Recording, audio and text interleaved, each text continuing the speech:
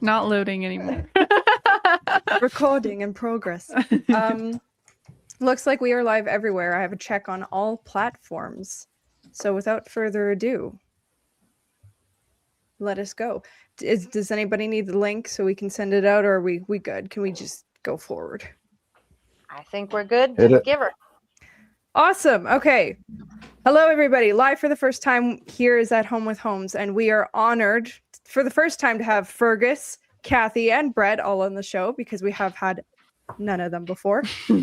And if everybody tuning in, I don't know if you went and did your homework. I know me and MayCee did and listened, because this is a series, and this is the economic prosperity pillar in a series that Kathy Flett and the Alberta Women's Independence Network have been putting on for the last couple of weeks. It's the collaborative vision on looking at different pillars that go into coordinating a nation. And they based it off of this document here done by David Redman.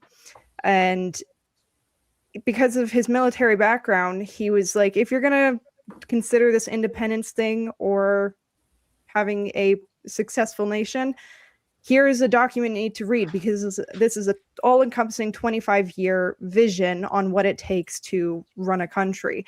And so me and MayCee have been doing non-stop videos on this thing, getting in people like Tom Luongo, which I know Brett Oland is familiar with, and then Alex Craner and different Colonel Tanner Watkins, trying to delve into this. What does it look like to do an Alberta system? And then today we are specifically tackling the pillar of economic prosperity.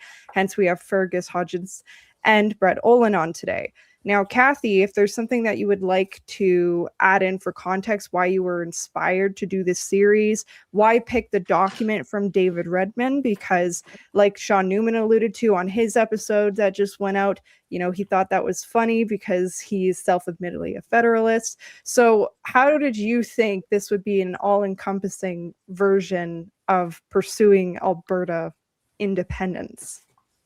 I can't take the credit for choosing the document. What I can take credit for is Angela and I have been traveling the province, talking to both large groups and small.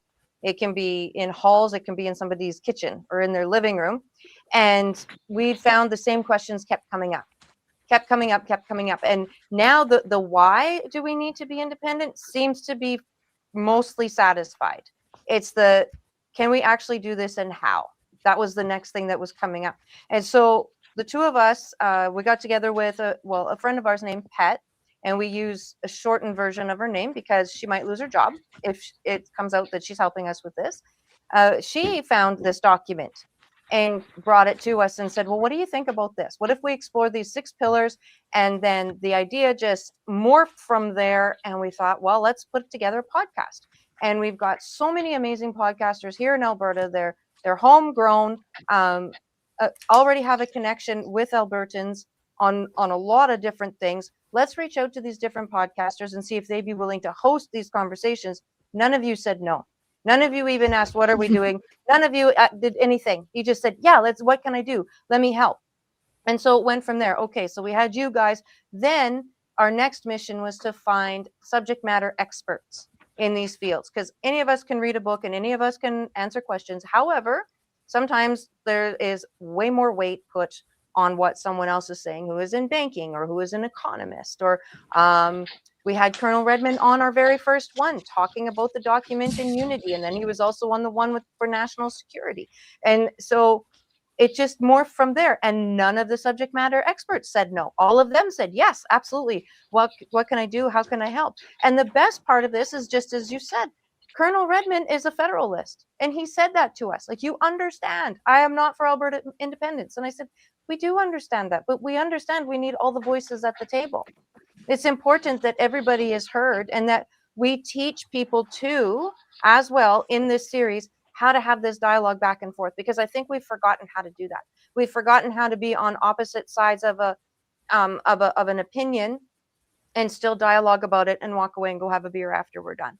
And so that was really the other thing that we wanted to be able to reinstate, whatever the right word might be, into Albertans is let's just talk about this. Let's find people that maybe don't necessarily agree with us, but the premise is still the same. Today we have two people who do agree with us and do say, yep, you know what, this is what we need to do. And of course, everybody wants to know, well, what about the money? What does this look like? How does my financial security stay in place? And that one pillar of economic prosperity and growth is really important. People want to know that they're going to be safe in the transition. And both Fergus and Brett have spoken to this a lot, specific to Alberta. And so it just seemed like a perfect fit. And that's how we got to where we are today. Well, one, thank you. Mhm. Two, me and MayCee, our family is not a family of making assumptions. And so my first thing that I want to clarify is you alluding to the experts. What on earth makes Fergus and Brett experts? What makes you guys qualified to talk about economic prosperity? Let's start with Fergus and then we'll go to Brett. Sure. In terms of my qualifications, I have an MBA in finance from Rice University. I'm a chartered alternative investment analyst. I'm also a licensed financial advisor. I've been writing on financial regulation for, more than a decade, and have been working with policy institutes also for longer than that time. My book on this topic is Financial Sovereignty for Canadians. So it's basically a book about the economy of Canada, its trajectory. And one of the most important chapters is Wexit is the path forward. The subtitle is Untether Yourself from the Ottawa Leviathan. So the book addresses where Canada is going, what can be done about it on a personal basis. And then I also do talk about, on a political level, just exiting Canada through the Wexit process. Okay, Brett, You want to you. go, Brett? Yeah. Yeah. I'm a CPA by trade, a CA by trade. Also have a designation in Institute of Corporate Directors designation, which is just a fancy way of saying I'm really good at corporate governance. Out of the Rotman Business School out of Ontario. I've been involved in finance for over 20 years, in banking for over 20 years. I kind of think of it as a badge of honor. I never really took economics in school, and I think it's almost necessary to look at the world in the correct lens, outside of the Keynesian economics that we seem to have found. Amen. I already have questions now. Yeah, can I add to that? I just want to back up Brett's point there that unfortunately the vast majority, almost entirely, of the higher education economics taught in the likes of Canada is now, as he said, Keynesian economics. It is really dodging classical quality grounded economics. Yeah. So, maybe we can start with that question is, what do you guys about Keynes's economic theories do you not like and that you actually don't necessarily agree with? But it's almost even a warped view of they call it Keynesian economics, but the whole idea was to basically save money in the good years and spend it in the bad years on the government's part. But it's turned into this thing where it's a political tool, and all they do is basically spend, whether it's a good year or a bad year. And so there's no real, that old farmer's mentality is like, okay, we need to save the seed corn for the bad years and be able to get us through this is effectively what Keynesian economics is. Fergus, I don't know if you can add. Sure. John Maynard Keynes was a British economist from about a century ago, and he was most notable for promoting intervention to stabilize, let's say, the business cycle or the fluctuations in the economy. And unfortunately, whatever truth he was working with or whatever kernel of truth he had on his side was taken by opportunistic politicians who wanted to utilize deficit spending. And it has been used as a cart before the horse justification since that time. Whereas a classical or Chicago school economist would say that really the less intervention is superior, especially when it comes to economic fluctuations, because any kind of intervention will make those fluctuations deeper and more frequent. Yeah, and one thing that I want to point when it comes to Keynesian economics, and this is actually a question Kathy so brilliantly brought up when she first emailed us, in terms of the types of jobs an economy has, because not all economies are created equal and not all jobs are created equal. Just because, you know, a job pays the bills doesn't mean it'll move a society forward. And with Keynesian economics, supply and demand, he says if there's a job to dig holes and then another man's job is to fill those holes, that actually doesn't produce. It's like at least they both get paychecks. And it's like Precisely. it's useless though towards the overall economy. Yeah, and Kathy pointed to when looking at Alberta independence, and there was an Alberta letter that went out to Keith Wilson by a local Albertan, and he was asking these questions. If we're just going to repeat the same cycle that Canada is doing, what is the point of Alberta independence? So what are the types of industries, jobs out? What is a good economy that we should be looking towards? Is because manufacturing or even free trade, some people thought that was a good idea, but how that's looked is that it's just sending out raw resources. Is that the economy that Alberta should look for, is just sending out our raw resources? Should we try and manufacture them, refine them? Well, let's start with Brett, then we'll go to Fergus. Yeah, no, that's a really interesting one. And we've largely been focused on, of course, the oil and gas, but we have other sectors within the province that are actually quite amazing.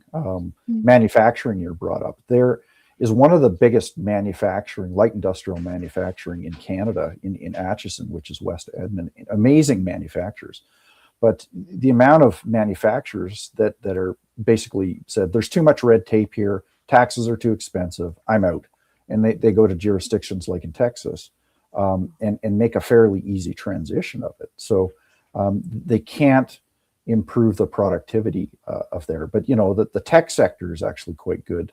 You know, even around something like Bitcoin out of Calgary, there's quite a big tech sector where people are moving to Calgary because of, you know, the favorable Bitcoin arena that they have in that space. But, you know, those are just a couple of examples. But then there's agriculture, there's, you know, small business, there's diversified businesses that, you know, all really haven't had a great chance because it's this boom bust cycle that we seem to be stuck in. So,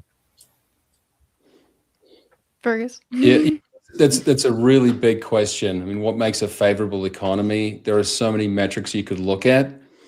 I prefer to look at what we would call a revealed preference. So people can say all about their, let's say, desires or policies. I look at where people want to go, because that actually matters, right? So they're putting their life, their money on the line. And so it is clear that people do go to where there is more economic freedom, where there's a lower cost of living, where there is a lower tax burden. And so basically a healthy economy is one that provides, yes, a high standard of living, a low tax burden. So basically you get better services, better quality of life at a lower price. And broadly speaking, that is what people will go to. And that is what Canada offered a century ago and why many people came.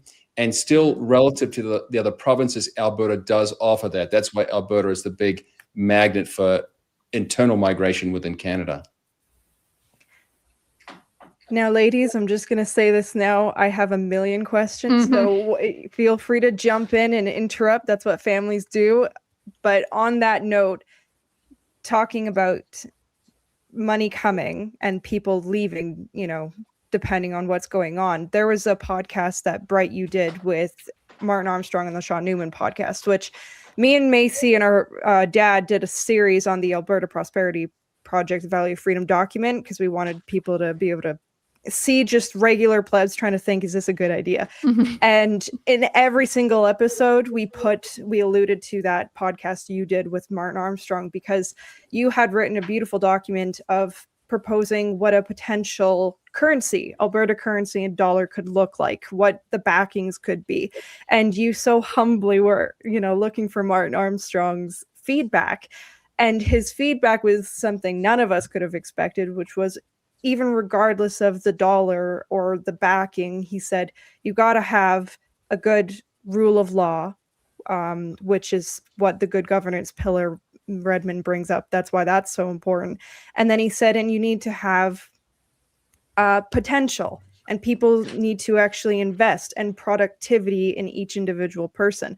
Now, Yeah, he said currency is its people, as in it's their ability to produce. And just my little adage, because you said I could, so was when I'm looking at even the, I guess, sort of energy crisis that's being dubbed happening today, and the terms of the gas prices and all that. And honestly, our dad worked in the race for 17 years, so our entire life has just been hearing that energy is life, and that's very true. Like there is that correlation between like the energy of an economy is correlated to people's prosperity because you're actually able to make and produce things. And I was thinking about this energy crisis, and like the first thing that you start going into mentally when there is a sort of economic crisis and you're thinking in a survivalistic kind of mode of attention is, what do I know what to do? Like what do I physically have? What can I physically make? And do I have any skill sets if I was to actually go out into the wilderness and like have to take it on my own, right? And to me, I was thinking about this in the overall structure of what it is that we're talking about with Alberta specifically. And I was like, I appreciate the fact that we thrive off of our oil and gas, but then I'm thinking in terms of like an energy crisis here. I'm like, we're giving it away in a time when we could be using it here at home and we could be making things. So that way, when you are, I guess, sort of feeling like you might be at risk to some of the influences of just the international market and what's going on there, you are a little less vulnerable because you're like, oh, I'm not so dependent on one thing. So that, when one trade route gets cut, the Strait of Hormuz, for example, right? I don't have to necessarily be solely dependent on that because we have maybe internal trade happening here in Canada, or I guess amongst the provinces if we become our own country.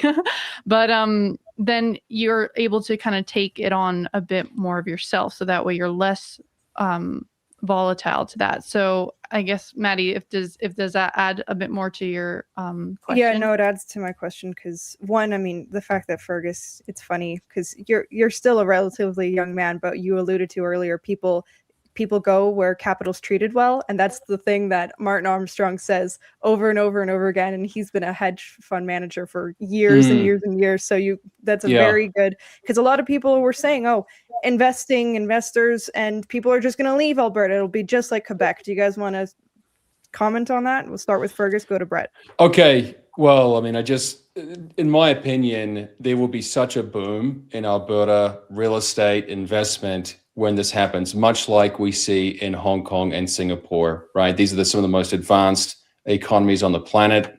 I like to see Switzerland as an aspirational role model of both stability, productivity, a high standard of living, relative security, a somewhat cohesive nation with relative decentralization. So to me, the day that Alberta no longer has to pay Ottawa, the burden off the backs of the people will be lifted, will be enormous, and therefore there'll be just so much room for discretionary income for investing and for dynamism that is not being used right now because people are just earning basically subsistence incomes after the tax burden. So I'm not sure what I've forgotten your question right now, but basically I think it is true. Like people, capital travels to where it is best rewarded. Canada already has a decentralized financial system, and it already has a huge neighbor with capital available to invest in an upstart nation. Yeah. And it's interesting you bring up that Martin Armstrong interview, because it really, the point that I got out of it is like, really when people were talking about Alberta independence, like, well, what happens with the Canadian dollar? Are we going to be using the Canadian dollar, the US dollar? And basically it's sort of piling on to what Fergus said here. It's like Martin Armstrong is saying, don't worry about that. You get the productivity right around the taxes and the corporate structure and the rule of law. The currency will figure itself out. You can use Canadian dollars, you can use US dollars, you can use Swiss francs, you can use seashells, as long as sort of people agree to that trade and are treated properly, and it can be used on international markets, then you can use pretty much anything you want. And that productivity piece is what Canada has been sorely lacking, and we've all seen the charts of the out of the G7. Our productivity as Canadians is just going down and down and down, and it's Albertans that are actually propping up the productivity. And further to Fergus's point, and it's like it might be bumpy for the first 6 months, a year, but I completely agree that the productivity of Albertans is already propping up Canada to such a large degree that we would just take off like a rocket. Or and giving the examples of Hong Kong and Singapore, and it's you get the right tax structure in place, you get the right rule of law in place. There's going to be some sparks flying. So, can Kathy, I jump in here for a second? Yep. I do. That was I good, do. like telepathy going on there. Yeah. Women, we read minds. Go, Kath. I'm trying to stay calm in my seat. So when I'm out and about chatting with people and this topic comes up, what dollar are we going to use? What dollar are we not going to use? Typically, my first response is I'm not sure that the Canadian dollar is wise, because I think once we're uncoupled from Confederation, the Canadian dollar is not going to do very well. So we should look at something else. And usually US dollar comes up because that's what so much of our trade is in. Like so much of our trade is in US dollars. So that seems to make the most amount of sense, right? But in my mind, I take it a step further and think that, does it make sense to also have an Alberta dollar? Because everything else is going to go to digital currency. And to my mind, if we don't have that tangible in my hand $5 Alberta bill, how am I going to trade and do commerce with my neighbor and with my local business here or whatever? Am I overthinking that, or am I onto something?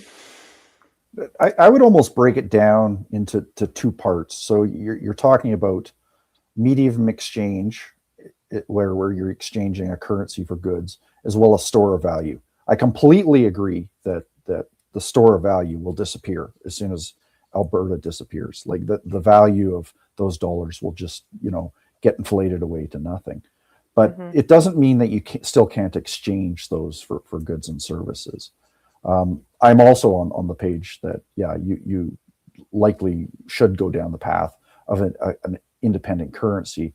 And I don't know if there's much relevance anymore of actually tying that store of value with that medium exchange together anymore, because people are wise to that game and see that dollars are just continuing to get inflated away. Something really interesting coming into the US is the US stablecoin. And it's like you could use that as your medium exchange as well. And if you needed to issue debt on the Alberta side, you could do that as well, but just back it up with something different than a US stablecoin or a Canadian dollar that you're going to repay that debt in, and the market will figure that out. So, okay. Yeah. So I tend to agree that the loonie or Canadian dollar is going to be in for a rude awakening when Alberta becomes independent. So if I were holding Canadian dollars right now, I would get as much of them transferred to US dollars and hard assets. And as Brett said, you can just use the Canadian dollar for transactions or day-to-day medium of exchange needs. Okay, I am somewhat concerned about a central bank for Alberta, and if we, I have promoted basically just choosing currencies, and naturally that would be the US dollar for convenience. I don't see the US dollar in terms of cash going away anytime soon. It would be almost impossible to recall basically all the US dollars around the world and replace them with a digital currency, or even to cancel the $100 bills, although they're being inflated away to some degree. But if we wanted to have some kind of currency tied one-to-one with some version of precious metal, I'm open to that. Typically that would be with silver because it is less dense in terms of value. I just am concerned about having another central bank and rebuilding the same problems all over again from Edmonton. Yeah, and I would just add to that is you wouldn't want it fixed to the silver coin. You wouldn't want it floating on the market rate. Otherwise, the manipulation and pegs always break. So, yeah, it is. That's a challenge that when you fix it strictly, there can be price fluctuations, which makes things more complicated. That's a challenge to be, addressed. Yeah. Yeah. I had one person suggest to me that an Albertan dollar could be pegged to like a mutual fund of things of goods that we have here in the province. So it would then be a little bit more stable depending on what the price of oil is doing, what the price of wheat is doing, what the price of beef is doing, what the price of gas is doing, what, like all of the things that we export, to have like a mutual fund-ish thing and tack the dollar to that to make it more stable. But my mind doesn't know how to process that information. Does that make sense at all? Yeah, the challenge is just that central banks have done this in the past. They have tied a currency to precious metals, and they've even had fixed exchange rates between the silver and gold. But in the long run, they have abandoned those for a more flexible currency supply. If anyone wants to understand central banking or monetary economics, there's a great book called The Creature from Jekyll Island, which discusses the history of the Federal Reserve. And so I just, until 1971, the United States still had US dollars redeemable in gold. But the problem is they had printed too many dollars and could no longer honor that commitment. And I just find it very likely that any central bank would do the same, that they would just monetize debts and expand the money supply beyond the underlying assets. So unless it is that's why I just think a central bank is a very prickly project. And I would rather just go with monetary optionality, at least to begin with. And then people could choose to use the US dollar or the loonie as they see fit. We wouldn't have to create a new bureaucracy with many complications. But maybe Brett wants that. I'm not sure. I mean, I'm not against it. It's just my preference. Yeah. Well, I put out a paper around it, and basically it had a central bank in place, but it's more just around issuing in dollars, and it wasn't to price money, which is, effectively that's what the Creature of Jekyll Island talks about. If you don't, if you're indifferent or like central banks now, after reading that book, you'll hate them. But it's basically talking about pricing one of the most important things on the planet, and it's centrally planned by 12 people out of the Fed. And so if you can imagine basically one planner, and we'll use the Saddle Dome as an example. If you have one person in charge of the Saddle Dome and basically saying, okay, we need this much beer over here, and we need this many popcorns over here, and we need this many waters over here, that type of thing, you quickly realize how fast it would fall apart with one person trying to centrally plan something like that. So now imagine that with the entire country of Canada, or the entire world in the case of the US dollars, of trying to manage that between 12 people and what you think is going to happen. And it's going to fail miserably. So in my mind, you should just let the price of dollars and the price of debt be free floating, and you don't need a central bank to figure that out, which is, I think, on the same page as you, Fergus. Yeah. The one intermediate alternative would be to have basically a currency board governing a central bank, which would basically keep the Albertan dollar 1-to-1 with the US dollar. And then let's say the US dollar is inflating too much, we could then move away from the US dollar at any point in time. So it would retain some sovereignty, but still in the meantime, or for as long as we want to, keep that US dollar interchangeability. Yeah, that's probably a good way to start it, is just that peg, and eventually it would break, but with that understanding. Yeah.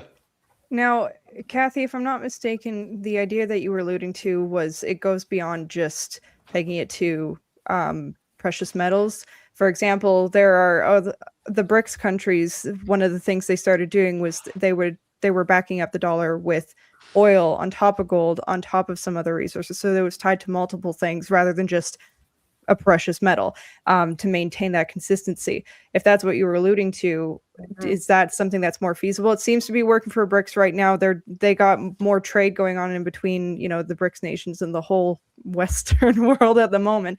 So that's one thing that I want you guys to comment on, to see if is that same thing, doesn't really matter, doesn't work, or we'll start with Brett, go to Fergus. Yeah, so the BRICS currency, if people, they call it the unit. I'm sure there's a more elegant way to say it in Mandarin, but it's backed 40% by precious metals, and then the other 60% is backed by the various currencies in the major BRICS nations. So the Indian rupee, the ruble, the Chinese yuan is basic. So it functions basically like the DXY, the Dixie, the US dollars. And so it's except they've added that gold component for stability around it, and that's something that you could make work. But the thing is, we would need some kind of agreement with other nations just besides Alberta. You would need maybe perhaps a pot and with the Alberta dollar base it somewhat on gold, oil, the US dollar, that might work. But and any type of commodity that you're going to peg this dollar to, it needs to be above ground or grown. So you'd need a strategic petroleum reserve because the price fluctuates on how much it takes to get it out of the ground. As well as, let's avoid the collateral rehypothecation, just using it as collateral and for their books. I agree. Let's avoid that. Yeah, you can't use futures with something like this because we've seen just even the last 6 weeks, 8 weeks of how, up and down it's been. And you can't really use a commodity like wheat or something like that because it goes bad. And so it's a really tricky proposition to do it something other than something that's very stable and very, can't get eaten or go bad or burn up and that type of thing. So actually, I have a follow up. It's regarding the double currency thing. So currency board, yeah, because I saw in I think it is China, to avoid in order to maintain that stability, they have a foreign dollar versus a domestic dollar. What do you guys think of that? Let's start with Fergus, go to Brett. Okay, I'm not sure which foreign dollar, domestic dollar. What are you referring to there? Yeah, there's a dollar that they circulate within their provinces within China, and then there's another dollar that they use for more international for the international trade with the exchange rate. That way, if something I think it's a dual exchange rate system that they have, I think. Yes. Yeah. Okay. Yeah. I mean, we've got to be very careful with the words we use here because people will say a currency is backed by this. And I say to myself, okay, well, are people able to literally go to an institution and say, okay, this unit of currency can be converted into this, version, this number of commodity? And typically that is not the case. It's a lot of smoke and mirrors. The BRICS unit is basically a geopolitical alliance seeking to be a counterpart to the United States. And I would be just wary of their reporting. A lot of people who have an anti-American sentiment want to see this unit succeed. I don't see a need for a dual currency. Cuba has had it also. I just think it's another layer of complication and central planning. To me, the whole idea of Alberta is decentralization and a bottom-up economy. And I'm not a fan of any idea of empowering Edmonton further to centrally plan the trajectory of the economy. So I don't like the idea of some kind of dual currency. I just mentioned that if people really want to have a central bank in Alberta, I'm not a fan of it. But if they want to, one way to build trust and stability would be to have that central bank and Alberta dollar be pegged one-to-one with the US dollar. Yeah. Okay, Brett. Yeah, I know what you're saying here. The Chinese economy has like a domestic dollar and a price for domestic dollars and a price for international renminbi. I think that's the way the US is actually going to go as well. They're going to have a domestic price for dollars as well as a international price for dollars. So it eliminates what's termed the euro dollar system, and what the euro dollar system is basically any other dollar that's outside of the US. And the tail has largely been wagging the dog in this place, and Canada is not innocent in this as well. So what countries around the world, like European countries, do, and Canadian have done in the past, is they issue U.S. bonds. And so basically it's a foreign country outside of the U.S. issuing U.S. denominated debt.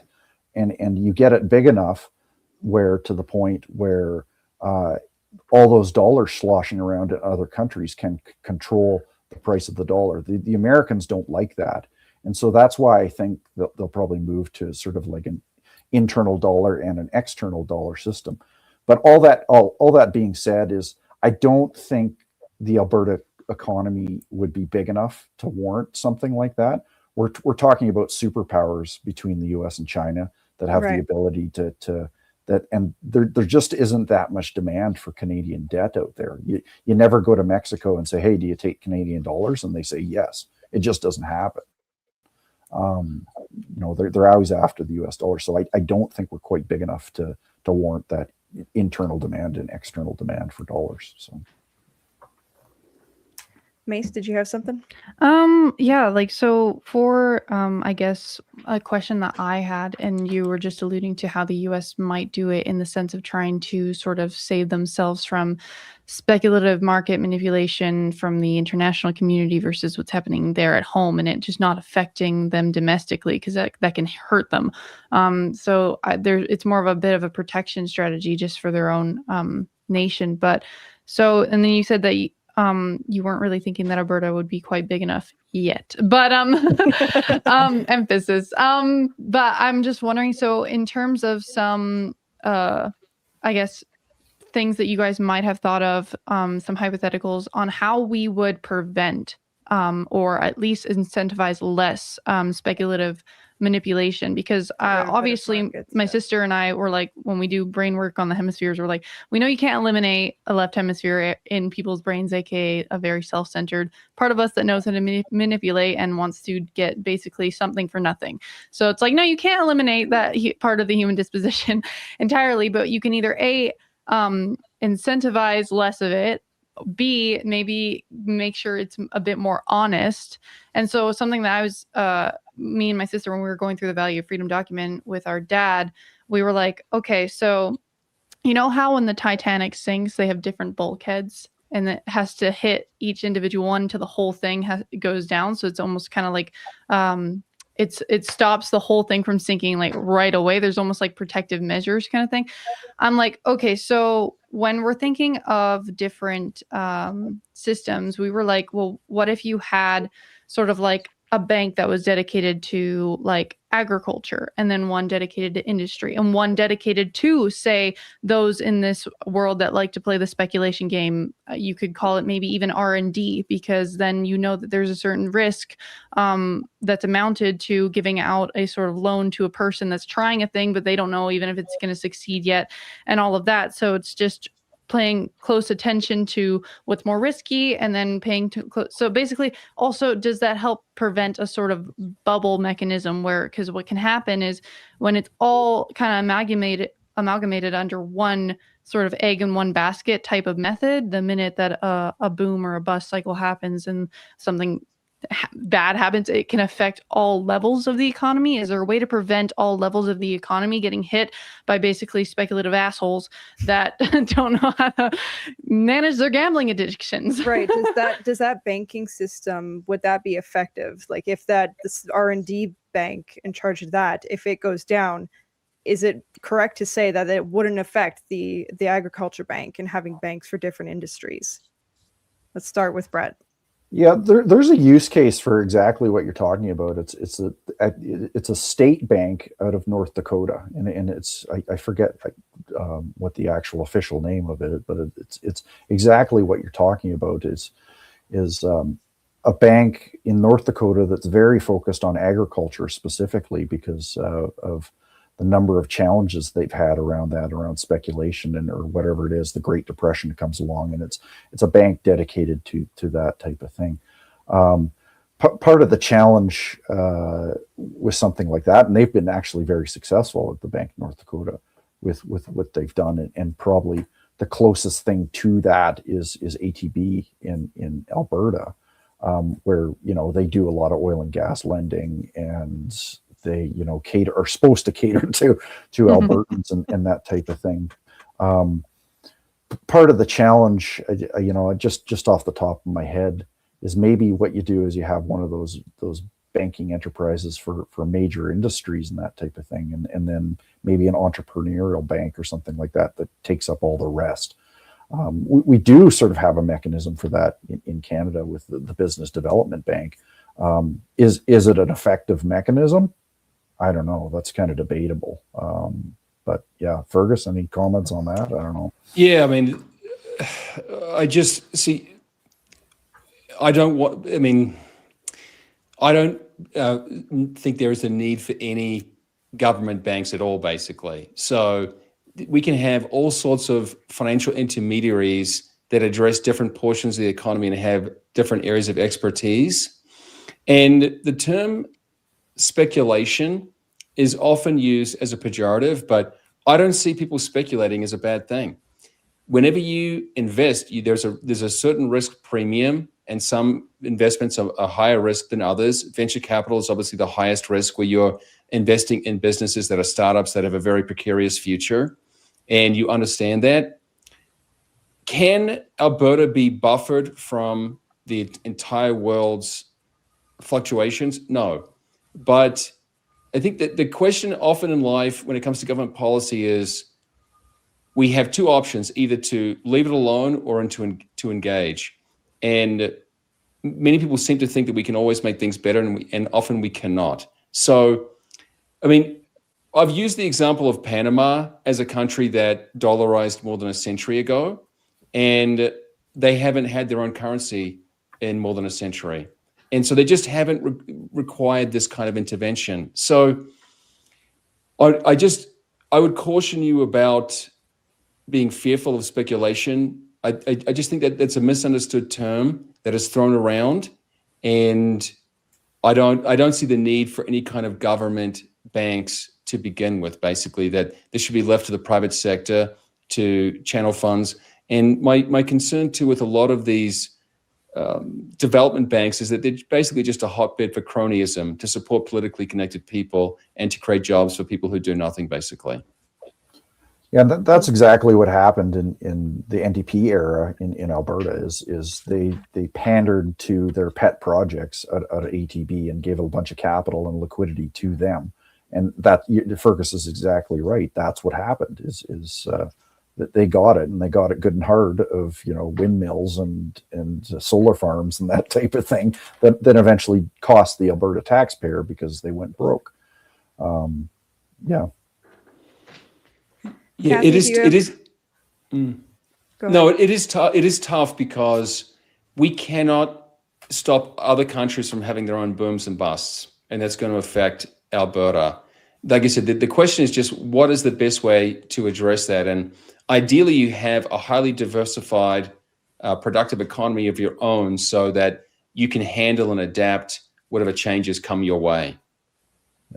Yeah, and it comes in at a lag, but that's usually where the problems come in, is when, like Fergus is saying, they try and save it, is what happens. And then it causes the money printing, and then we're off to the races with inflation. So, Right. Yeah, and one of the challenges is that, I mean, I'm not sure, you're both young ladies, whether you remember the 2008 financial crisis, or 2007, 2008, and many people blame that on speculation.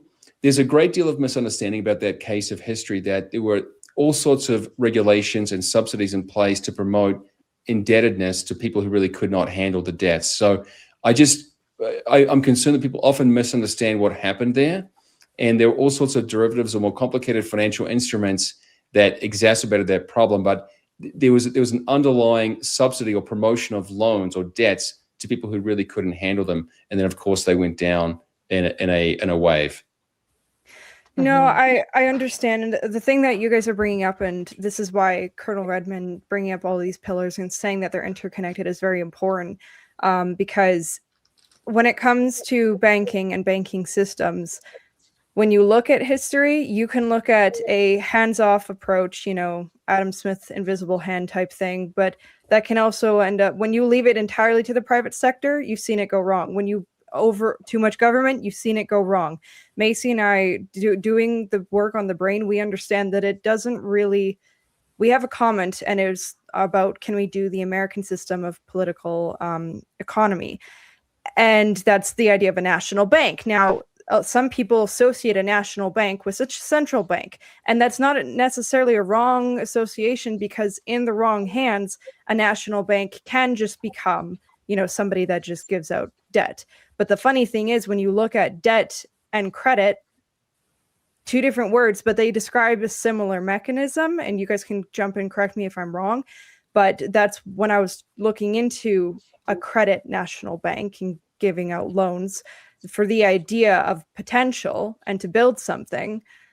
Well, that sounds like a good thing, especially when you want to start an industry or start developing, and it's like building a railroad. Typically, if you don't have the upfront capital, you give credit. But what is credit? If it's not serviced, it's just debt. And so, in my opinion, when it comes to these systems, and it's the same with most systems, if you don't have what kind of Martin Armstrong was saying, which is a good natural law, and people that have this in mind, this cohesive unity, so to speak, then it doesn't really matter how well you put this system up, because people are going to screw it up. Do you guys have any thoughts on that? Let's start with Brett, go to Fergus. Yeah, I definitely lean towards Fergus. It's the free market will help it screw up less. is really what it is. That's I'm at base a very free markets guy. So leaning towards that, anything that's more free market, everything that's sort of less government intervention is probably better in my books. And it's when we start getting into the political favors is where things start to get compromised around it. So, and exactly the problem that we're in today, and probably my biggest beef with the Canadian government is that they try and intervene too much. Yeah, there's so much to say, and I really appreciate you thinking this through. Let's just say we're not in danger of having too little government in Canada or Alberta anytime soon. So, when you have a government that's basically half of the economy, that's a serious problem. So in my view, any push for less is better. Now, if we get down to 5 or 10%, maybe we can discuss, are we actually handling the infrastructure well, or are we handling the courts well, or the national defense? But Canada and even Alberta, if we make a break, will still be way beyond what I think is the ideal size of government, right? A competitive provider.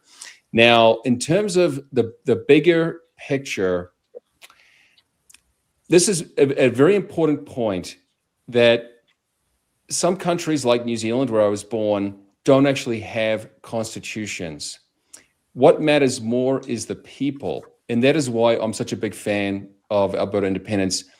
You have a very distinct, let's say, form of human capital, a work ethic, a culture towards productivity, ambition, competitiveness. And to me, that is much more valuable and important than anything we can write down in the new Albertan Constitution. So because constitutions can be ignored, they can be amended.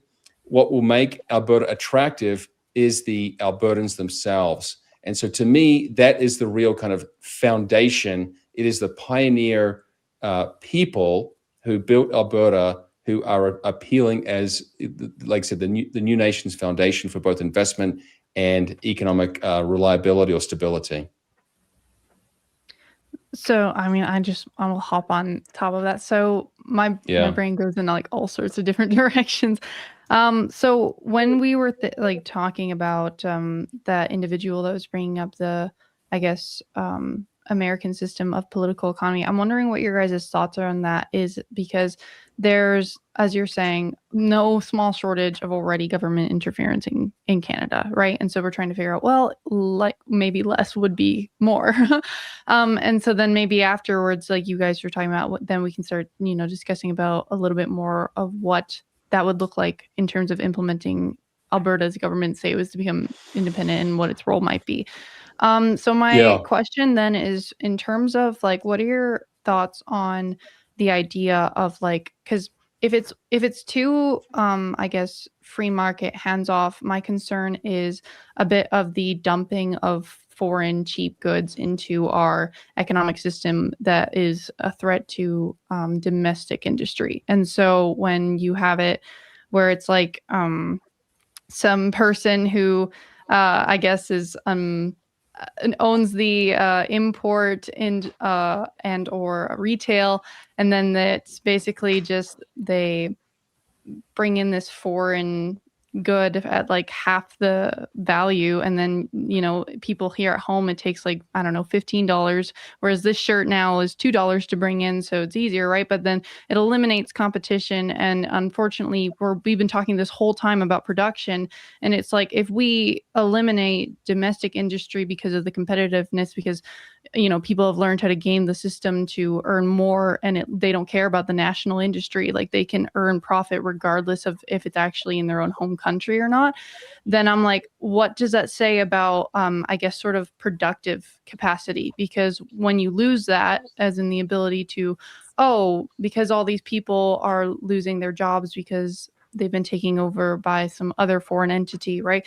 And they don't know how to produce things, and they are at a point where their ability to make things is kind of being degraded. What are sort of the measures that we can take? Because what I know of the American system of political economy is that it was, I think, Henry C. Carey and Alexander Hamilton, and what was happening, I believe, under certain presidents, I'm forgetting all of them, of who implemented them. It was like tariffs was McKinley. An example of protecting McKinley, right? Of protecting.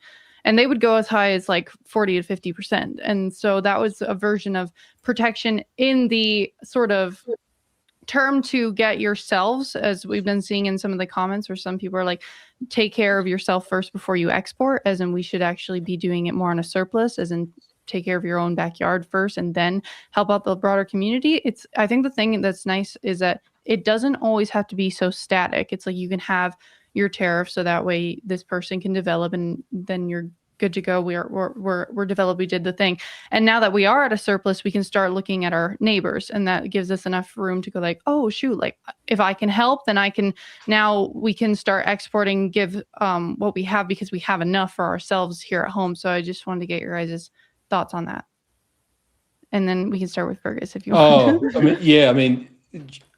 I think getting into a trade war right off the bat and putting up tariffs against Canada or the United States or what have you is a suicide mission. I think the two arguments you're referring to are known as, yes, dumping and infant industry, that we are afraid of people selling too much milk to us, and therefore we want to have supply management, or we're afraid that we cannot invest to build big enough infrastructure or big enough manufacturing base. There are instances where this has been successful, I'll granted. So South Korea, Japan, Singapore have had utilized infant industry protections. I understand the argument. I'm concerned that right now, let's assume we're successful this year. Do we want to, again, resurrect the supply management system, which I absolutely can't detest, that is raising the cost of living for Canadians right now, and it's an assumption too that Canadians are too dumb to know which milk to buy, what have you. I would be very careful about thinking that we can plan the economy. Yes, we want to have the right infrastructure. Yes, and in some cases, so like in Calgary, we have very poor infrastructure in the city, and I'm not saying that everywhere we've spent too much money, but trying to plan which industries should be supported and which ones should not, I'm just very reluctant to get behind that, because my chief motivation for Alberta independence is economic liberty, right? And if we're going to have all sorts of industries that are basically capturing the new government and wanting favorable treatment for themselves as opposed to new startup industries, I'm just much less excited about it, to be frank. Well, that's what we're seeing now with Ottawa. They're the ones that pick the winners and the losers. I don't that's the think last Nancy thing meant that we want to supply do. management. I like supply management. I don't think that's what she meant.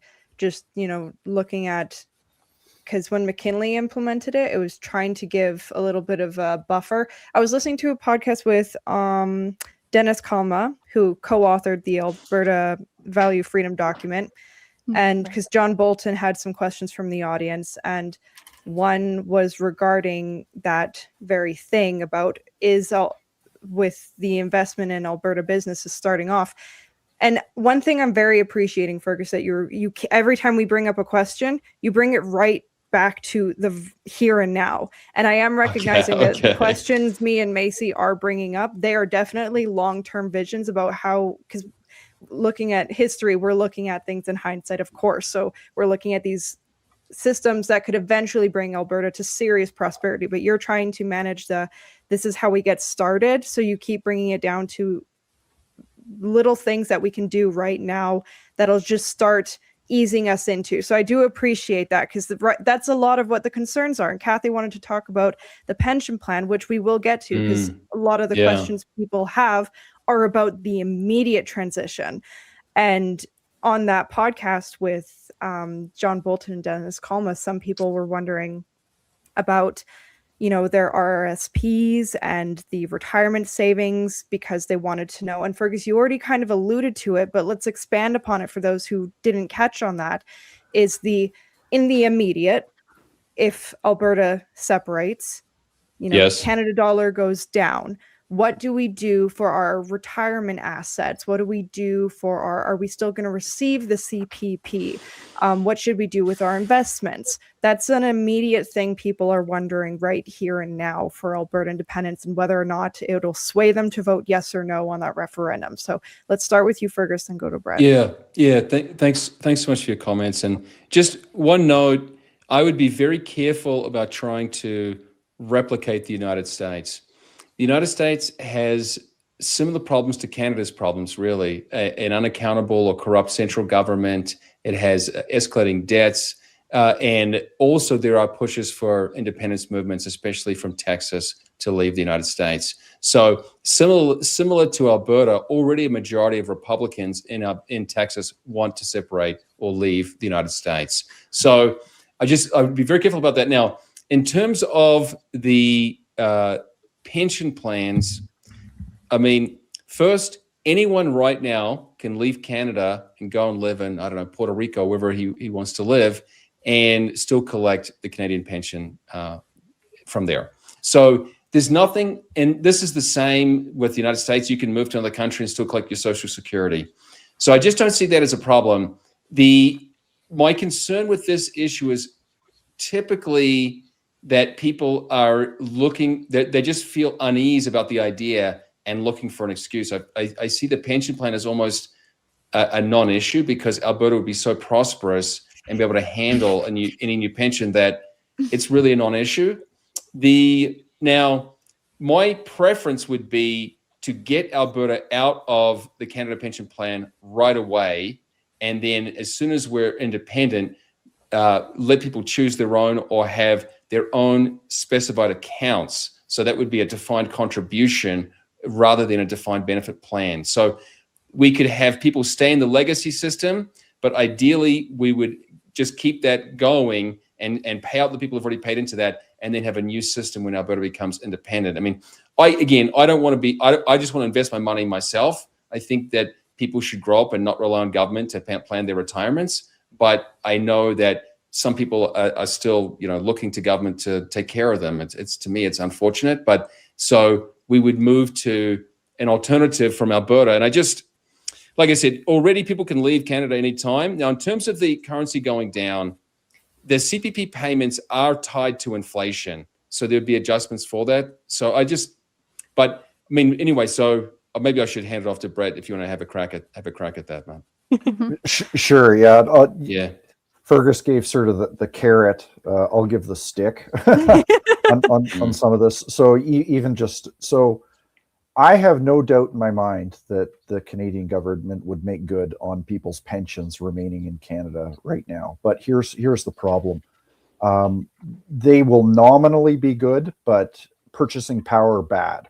So I don't think anybody that's on this call today will see nominal dollars or purchasing power dollars of your pension being worthwhile. So say you're guaranteed to get $800 a month for your Canadian pension.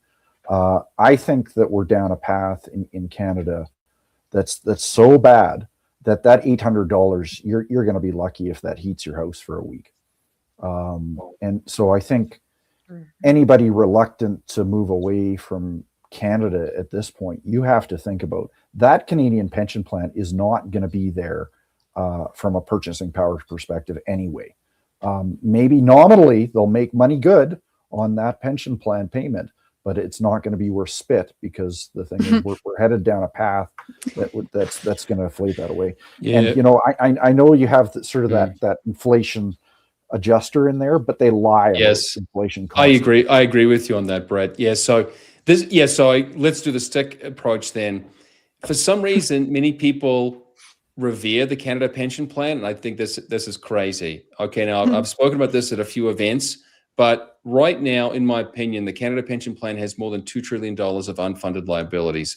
They only have about $500 billion in investments, so they have about a quarter of actual funding for their obligations. And what's going to happen in the future is that they're going to just chip away at the generosity. They're going to raise the retirement age. They're going to increase the taxes. This is a downward spiral. And I've called it a Ponzi scheme. It's a chapter in my book, The Canada Ponzi Plan. So when you have a Ponzi plan, ideally you liquidate it. And the best thing that Alberta can do is just withdraw from this, cut its losses, and start fresh. But yes, honor the people who've already paid in up to this moment, but build something much better in Alberta. Like I said, a defined contribution plan. That way you'll get better returns. Right now, people get about 2% real returns. I've said publicly, you should be getting about 3 or 4 times that if you are investing that on your own. So the Canada pension plan, for all the reverence people give it, is really a terrible deal. The tax burden is enormous. That was actually one thing that, so on our episode with the Value of Freedom document, when we were talking about finances, we had some questions from the audience, and I didn't know all the answers. So obviously I went and asked somebody smarter than me, and I reached out to Dennis. And regarding some of the tax-free savings accounts and the retirement investment and the savings, that's one of the biggest things. He said, think about this, that right now, all of those savings accounts, they're really revered, but that's because our income is taxed like 40+%.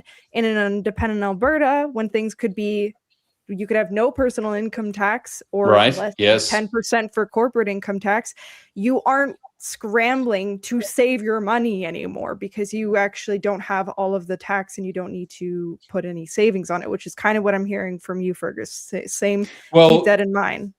Yeah, the challenge is too that when you go into these registered retirement savings plans, you are more confined in how you can invest that money, right? And the tragedy is that Canadians are already drowning in household debt.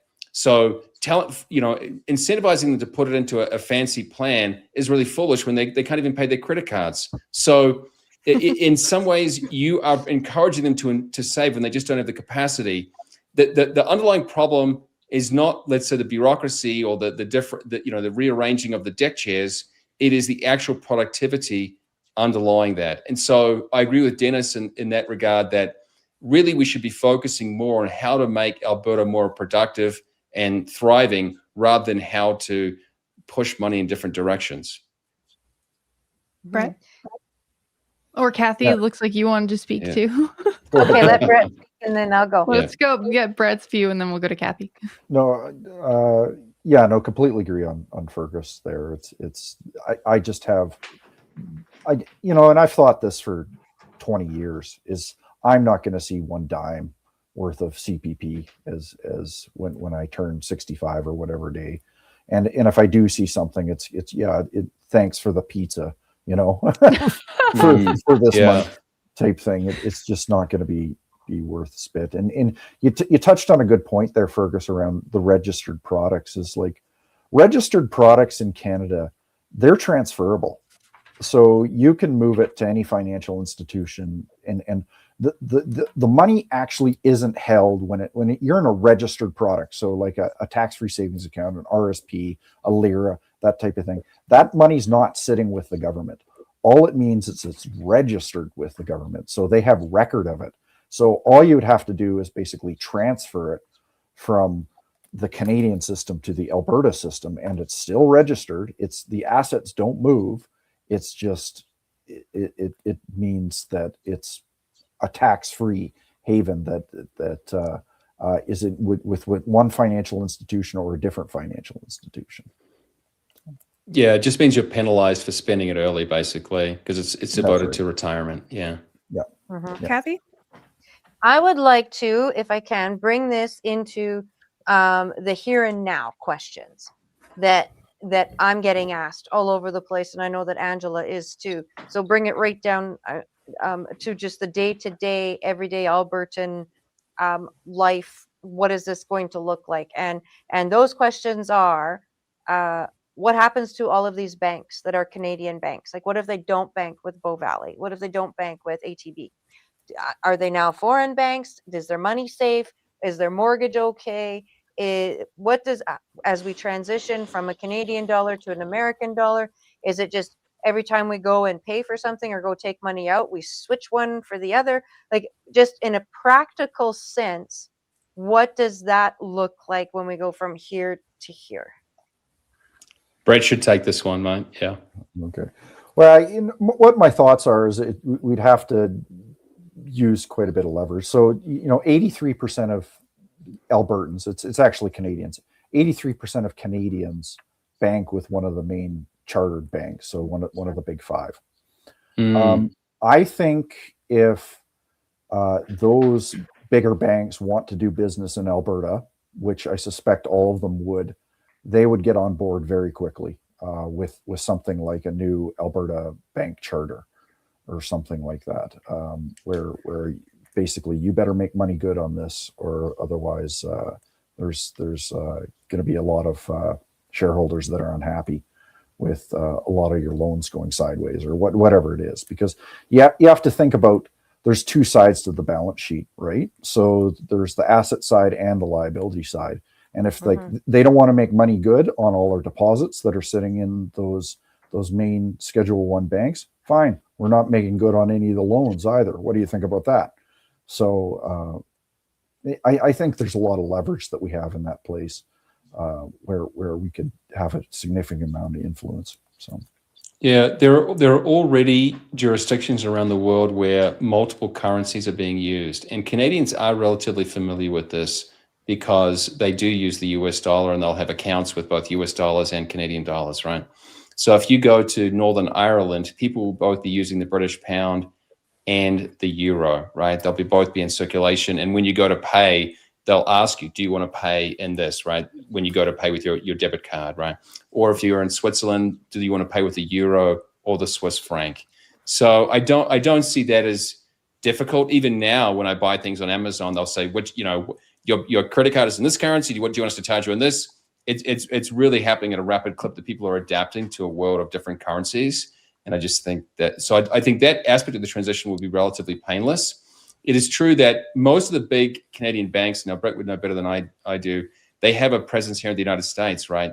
So I don't want to say which bank I use, but I have an account in Canada, and I've also had an account with the same bank in the United States. So I just assumed they would continue that sort of activity into Alberta. Yeah. And then the follow-up question, oh, sorry, is there more on the banks?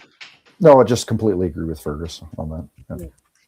And then a follow-up question to that is the folks who receive benefits, aka wealth transfers, in whether it's a GST, whether it's a child tax credit, whether it's OAS, any one of those programs that are out there. Now, my argument is we're going to, once we get the dust settled and we're on our feet, there's not going to be a need for that anymore, because we're not going to be taxed through the nose anymore on this. However, there are some people that very much rely on those payments. So is there any thought to what that transition could look like wean people off or to not need them anymore? Like, how do we navigate Right. that? Do you want to take that one, mate? I can have a crack at it. Yeah. Sure. Yeah. It's so the thing is, I don't think anybody's proclaiming this isn't going to be bumpy, right? You know, you might miss a month payment here or there, but you know, I've always proposed that we should get about a $500 billion line of credit for this potential eventuality of, okay, the feds aren't playing ball very well with our new country. We at least have a line of credit that we can make people good on their payments if they're going to be desperate for it in a month's time and that type of thing. So until we get sort of the system sorted out, we would likely need some kind of line of credit from one of the major financial institutions, probably out of the U.S., like a J.P. Morgan or Morgan Stanley or something like that, just to get us through a transition period. Because it potentially could get bumpy. There are cases in the world, though, that I think people need to understand of separations of countries where it wasn't bumpy. It was amicable. And the funny thing is in this place is it's usually the independence people that are trying to be amicable, but it's the other side that are getting violent in a lot of cases and making death threats and that type of thing, which is it's kind of interesting. So it is. Well, and didn't Argentina do that with the line of credit that you were talking about? Was it them, or was it recently? Well, yeah, the UAE got a swap line, which is different from a line of credit, but okay. It was Argentina. I think was the same case as they got a line of credit for Malay down in Argentina. But yeah, that was about a year and a half ago. So yeah, and look at where they are now. Well, and what it did is just added stability to the Malay government, so he could get through a bumpy transition period. Is really what it did, and that's what I'm proposing here as well. So, but I don't know, Fergus, if you have anything to add or comment. Well, no, that's right. Obviously, Malay's had faced a great deal of pressure during his transition, and so it worked out that he had a short-term line of credit. But this broader question from Kathy to me is important. Unfortunately, many people have become dependent, almost like a child, on the central government, and I find that very sad. It's the old saying that they'll break your legs and then hand you a crutch. That Canadians now spend more on tax than basically all their household goods, right? Their housing, their food, right? And so if we were not, spending 45% of our economy through government, and that would just, let's say, 25 or 30%, the availability for charity or for just prosperity or opportunity would be enormous. Now, whether Alberta would want to match every single welfare program offered by Ottawa, I cannot predict that. And when it comes to things like tax breaks, I mean, of course, if Alberta can do without an income tax or have very low taxes, the breaks become much less relevant because you're not being taxed to begin with. Mm-hmm. Well, and I think what a lot of people don't maybe understand who are receiving those dollars, the benefits or whatever they're calling them, is that behind that is a massive amount of bureaucracy to facilitate it.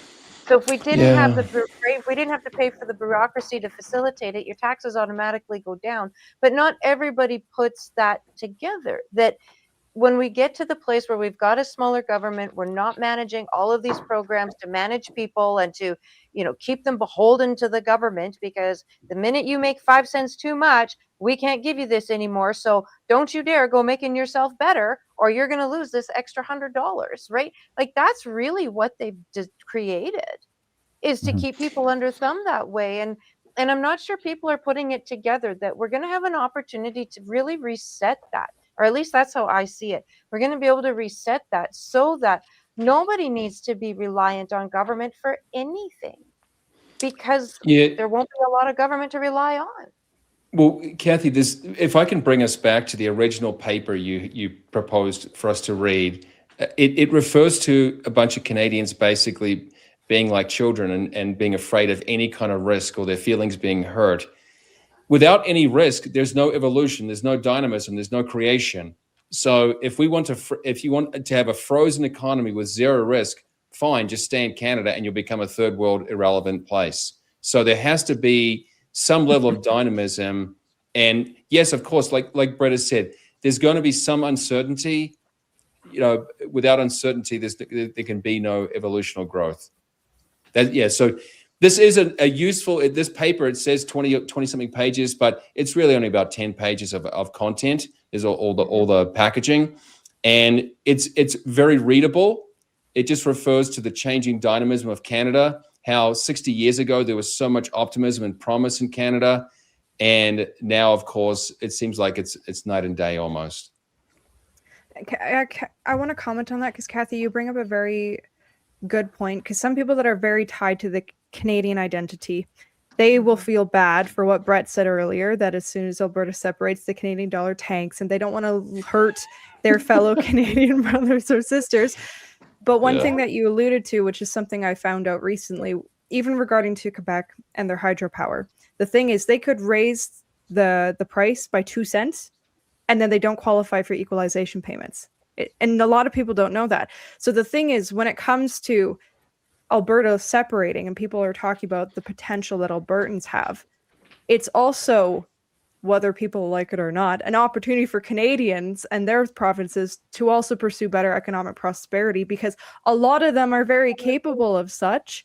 They just might have to do, maybe not Ottawa, because 80% is like the fire economy, but Quebec and then other provinces will also have the opportunity to face this economic reform for the better, so everybody can go up and up on that. I don't know, Fergus, do you have something comment on that, or is that about right? Well, my personal view is that Canada will face a fiscal crisis when Alberta leaves, but I actually think that'll be great. It'll be a chance for some accountability.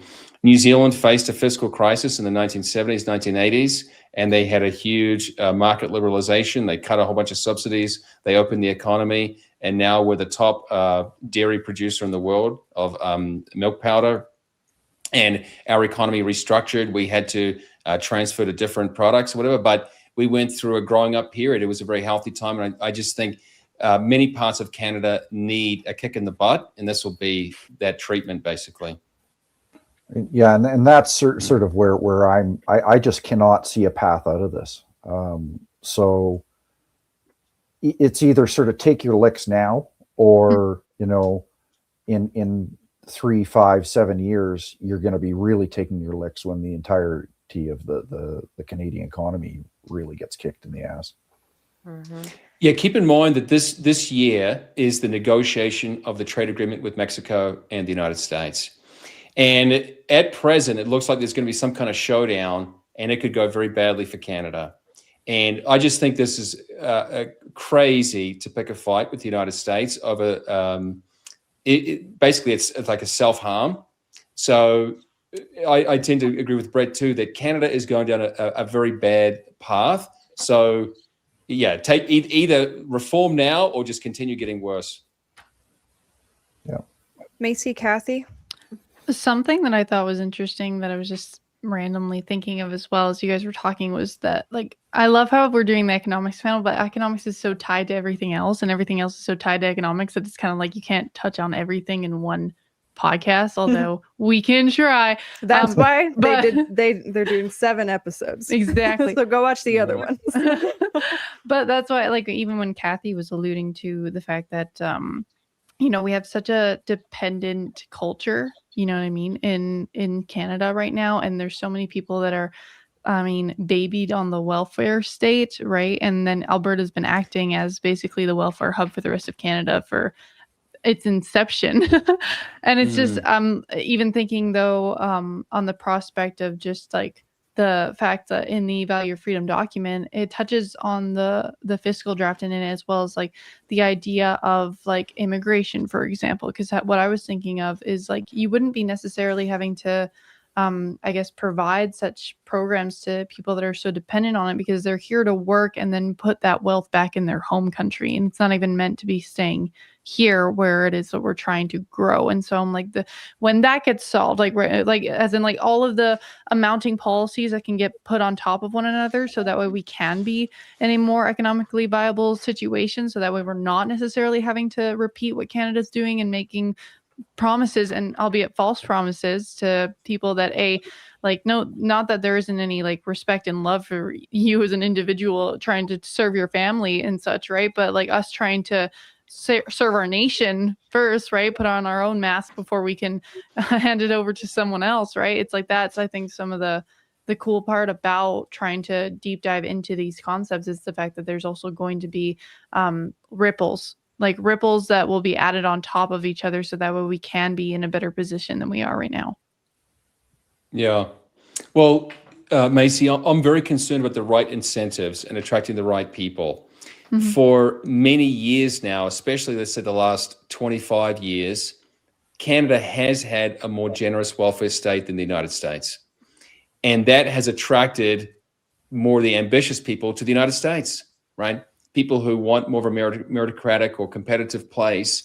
And over years, this starts to change who constitutes the country. And again, this document discusses who are we as a people? What is the identity? And I want Alberta to retain the hard work, entrepreneurial identity, and not become a weak kind of, like the post-national Canada identity. Yeah, well said. We want that too, Fergus. Yeah, well, because I am concerned that we want the most ambitious people to come to Alberta. Like, let's say California was a century ago, and now California is obviously being in decline. And Alberta can be that, absolutely, can attract the best and brightest, the most ambitious people to this new opportunity. Well, and I think what is important for Albertans who are having, I guess, what would you, I don't know, an identity crisis with this, maybe, is that what you would call it? Or a crisis of conscience about it. Let's think about this maybe in a different way. Let's reconceptualize it. If Alberta doesn't do this, and we know we can, we know we've got everything we need, including the people to get it done. If we don't do this, our fellow Canadians don't stand a chance. They don't, because there's not one other province that is positioned to be able to navigate through what it's going to take to become our own nation. So if we actually are worried about our friends and our families in other provinces, I think it behooves us to take these steps forward. Not so that they have somewhere to come and escape to, although that might end up being a thing, and we're going to have to navigate that when it comes. But it will open the door of possibilities for Saskatchewan to follow, for other provinces to do the same. And that's the only way that the tentacles of Ottawa are going to get out of the lives of Canadians. And so when we're thinking about being a Canadian or being this, or I don't want to hurt anybody else in other provinces, well, you know what? Sometimes we have to make the tougher decisions, and we've got to blaze that trail ahead in order for the betterment of everybody, or at least the people who want it. And we can do that. We can do that. And it's not going to be easy. Absolutely not. It's going to be bumpy. That is 100% true. But my gosh, I shudder to think of what it's going to look like in 2, 3, 4, 5 years if we don't. Yeah. If we don't do this. Well, that's what is especially concerning to me of us cozying up closer and closer to the European Union, because they're a sinking ship. They're a disaster. And here we are trying to align themselves so we can be, further indebted to a nation across the seas to be basically a colony for, this is a terrible, terrible idea, cozying up to the Europeans. Oh yeah, nothing good. I want your guys' opinion on that, because I've heard that from a lot of people. So even if we don't cozy up to the EU, earlier, Brett, you alluded to potentially having to take a loan from the US in order to help maintain stability. Now, some people are concerned about the reliance and the dependency on the US. And even Redmond said, if we don't have some of these pillars in foundation, written in stone, that Alberta could get absorbed by the US and become basically a US proxy or colony within, less than a decade. And some people are worried about the debt and the loans coming from the US when we might have to take on a portion and service the Canadian national debt upon separation, depending on how negotiations go.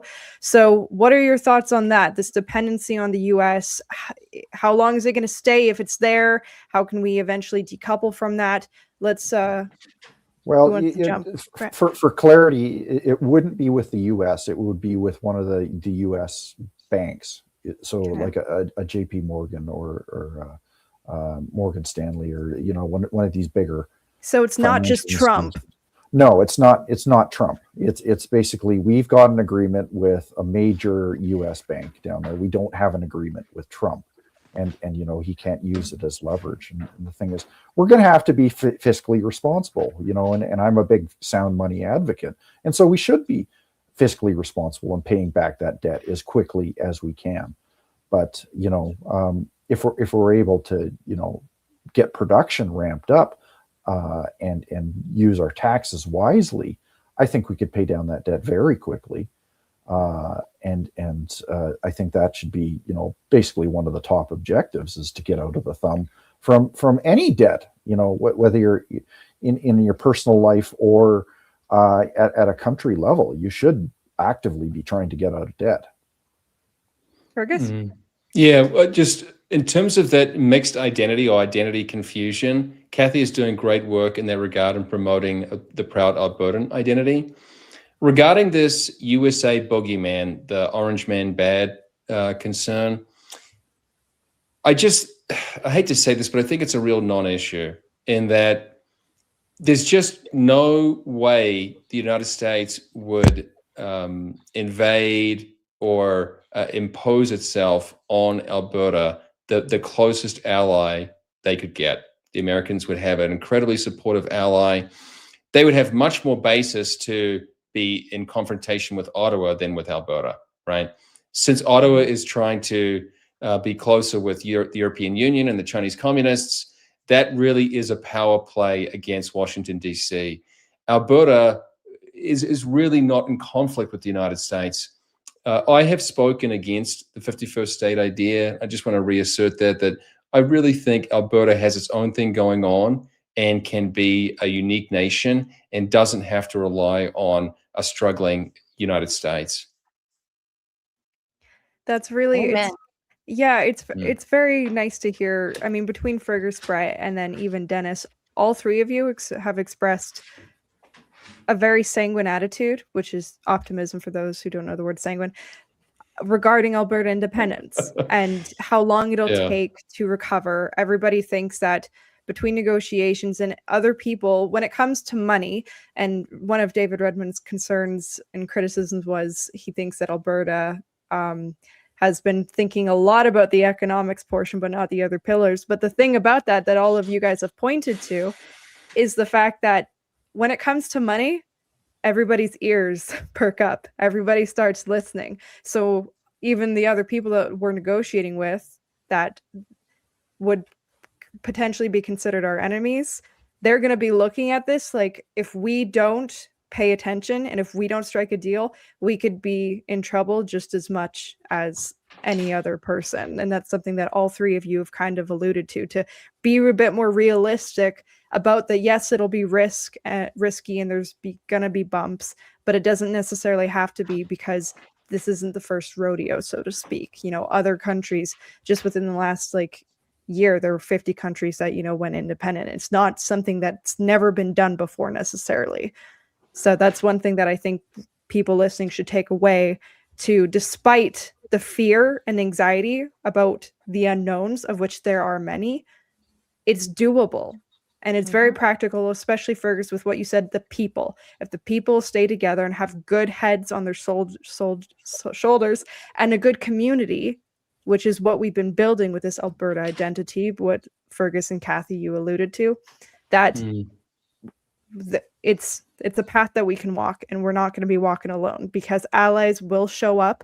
That's even the Americans, when they, back in 1776, they didn't just fight the War of Independence alone. They had allies like Russia.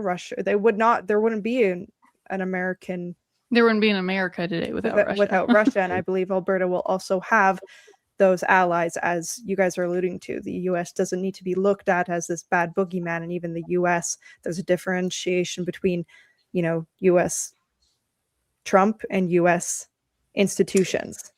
Mm-hmm. Yeah, I mean, and even I got to be frank with you too. Even if a territory like Puerto Rico wanted to leave the United States, if they voted, the United States would let them leave. I think the U.S. is a reluctant empire, or a reluctant imperial force, and has no desire to invade an ally like Alberta. It would be insane.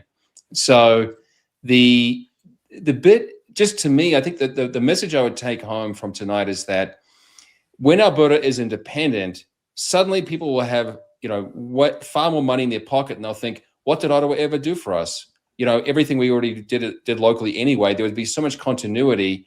The actual provision from Ottawa is so pathetic that they're basically afraid that people will see the truth, that they do almost nothing and collect a huge revenue take from Alberta. Mm-hmm. Kathy, do you want to start if you have any more questions from the ground? Otherwise, do you want to wrap us up and take us home? We've had these beautiful gentlemen for an hour and 30 minutes. They have been very generous with their time. No, all my questions got answered. Thank you very much, because now when I'm in front of people, I have something that I can give them and share with them. And I have a video now with proof that this is exactly what I heard, that to share with people. Again, Maddie and MayCee, thank you. You girls, you didn't even hesitate. And you said, yeah, what can we do? How can we facilitate this conversation? Fergus and Brett, same thing. It was not difficult at all to bring this together. And we even all got to learn some new skills as to how to do lives and things like that, which is always fun too. Yeah. And work out the bugs in that. The conversation in the chat was going. So that was really, really encouraging. And I can tell you that already we're being asked to keep these going throughout the summer. So if you guys are all game, you may be called upon again to answer some more questions, or to take this in another direction, or I don't know what. But I can tell you that Albertans are hungry for information, and I'm just glad we're able to give it to them. And I really appreciate the willingness and the openness to share your guys' expertise, your guys' knowledge, with the people that need the answers, that want these answers. So thank you to everybody for taking part in this. Thank you guys to the audience who were in the chat, giving us some questions and some comments. And Brett, apparently you already have a role in the new Republic of Alberta. I don't know if you saw that in the chat, but you're the finance minister. So get ready to freshen up your resume on that. And Fergus, if you ever want to move here and help us out, we'd be delighted to have you. I'll be back up in a couple of weeks, and it's just an honor to appear with such great people. Thanks for having me on. Right on. Well, bless you all. Check out Fergus on X. Check out Brett on X. Check out Fergus's book that has been shared here too. Maddie and MayCee, you probably can throw all of that into the show notes somewhere along the line. Yep. And there it is right there. And we watch the AWIN X and Facebook pages for Thursday's conversation. That one's going to be a good one too. So thank you very much, everybody, and we'll see you next time. Thank you. Thank you.